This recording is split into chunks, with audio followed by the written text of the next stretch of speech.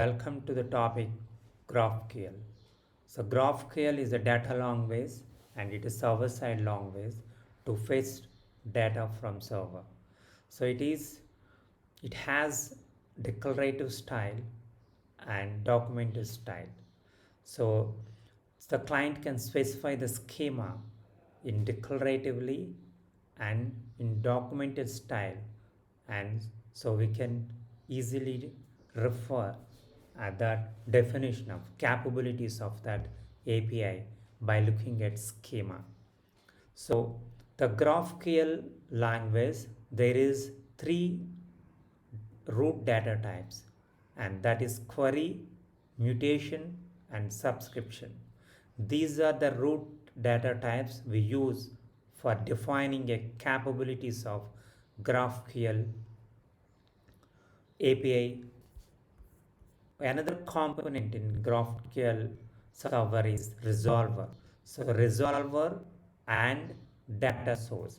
So when we define a schema with the root types along with the user defined types, and based on the definition of the schema, and for the functions it is declared in that root types, mutation and query, and it defines the functions based on the data source. If it is data source and is a DynamoDB, that can be a relational data, other relational databases, or it's a lambda function. So example of this is the query, it is a root type, and mutation is a root type, and subscription, and we define the user defined types. This is the definition of the schema. Based on this definition of the schema, and we define the capabilities of that GraphQL API. In this API, the capabilities of the GraphQL API is create message, update message, and delete message.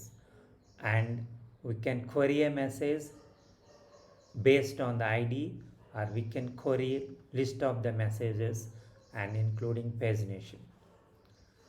So we define that user defined types and then message as a response. So we declare these functions,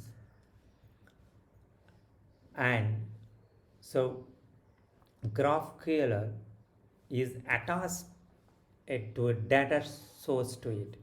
So we can provide the data source, otherwise it creates a data source for us in AWS cloud. When you define a schema, it creates the data source for us, depends on the definition of the schema is given here. Otherwise we can say that what is the data source. If it is, for example, if we say the lambda function, it links to the data source lambda function, and the function which are declared under mutation, it links to that data source. And if it is defined as a data DynamoDB, and it links to that data source. And data source create means it adds item to DynamoDB, update means it update the item, and then delete means delete item. So it links to that. And the resolver, so GraphQL server builds the function definitions for these declarations.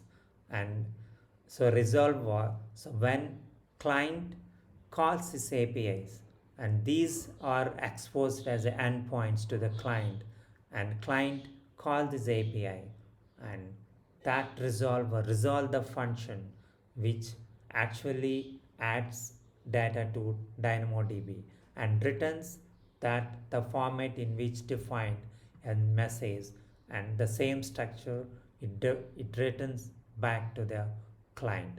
So this is the basic overview of the GraphQL server.